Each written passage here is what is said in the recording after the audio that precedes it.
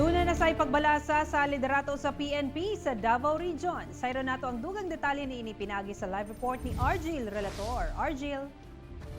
Sara, magpabilin sa pwesto si Police Colonel Alexander Tagum, isip City Director sa Davao City Police Office samtang wala pa ipakanaog nga memorandum gikan sa Kampo Crame sa iyahang bag-ong posisyon. Samtang karong adlaw niretiro na sab ang Provincial Director sa Compostela Valley Provincial Police Office. July 1 natapos ang ekstensyon ni Police Colonel Alexander Tagum, isip City Director sa Davao City Police Office. Kinihuman siyang duha ka tuig nga pagserbisyo sa syudad, dungagan pa sa ekstensyon tungod sa gipahigayong eleksyon. Apan sa karon, wala pa ipakanaog nga memorandum ang Kampo Crame. Labot sa sunod nga katungdanan ni Tagum o kung si kinsa ang mupuli kaniya. Hindi pa natin masasabi kung ano ba talaga ang magiging kung papalitan na ba siya ngayon. But probably papalitan talaga because nasa policy na po ng PNP yan. Bisan si Colonel Tagum, wala pa sab mahibalo sa dagan sa iya sunod nga posisyon ug naghulat lang sa order kaniya. For as long as he passes the basic siguro yung requirement to hold the position, like nakaagi siya og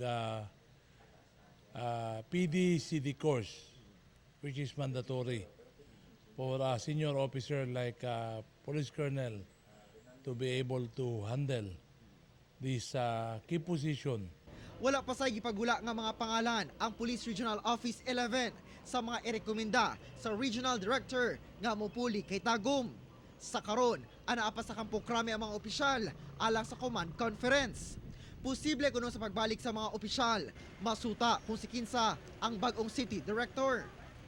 Samtang karong adlaw, gipahigayon ang programa alang sa compulsory retirement ni Police Colonel Arnold Palomo, ang Director sa Compostela Valley Provincial Police Office.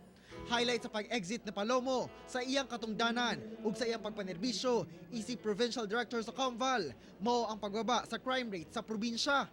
Nag-implement ako ng mga masabi nating mga preventive measures, no? On criminality, no? Kasi ito naman ang ginagawa ko sa mga ibang mga stint ko rin sa ibang lugar, no? Sa pagtapos sa sobra tulo ka dekada sa pagserbisyo sa katawhan, pinaagi sa PNP, plano karon ni Palomo nga tutukan una ang iyang pamilya. Most of the time, malayo ako sa pamilya ko. So, itong retirement ko, siguro mag-enjoy muna ako sa pamilya ko, no? Sa karon, wala pa'y napiling mupuli kay Palomo. I-designate una nga officer in charge ang kasamtangang Deputy Chief for Administration. Kauban si Jojo Solarte sa kamera. Ako si Argil Relator para sa One Mindanao. Sara, paninguha sa katawhan nga unta kung kinsa man ang mupuli kanila, mas labaw pa ang katakos ug abilidad sa pagpanerbisyo hilabi na sa utong sa kapulisan sa Davao City, Compostela Valley Province, ingon man sa tibuok Davao Region. Sara. Alright, daghang salamat Argil Relator.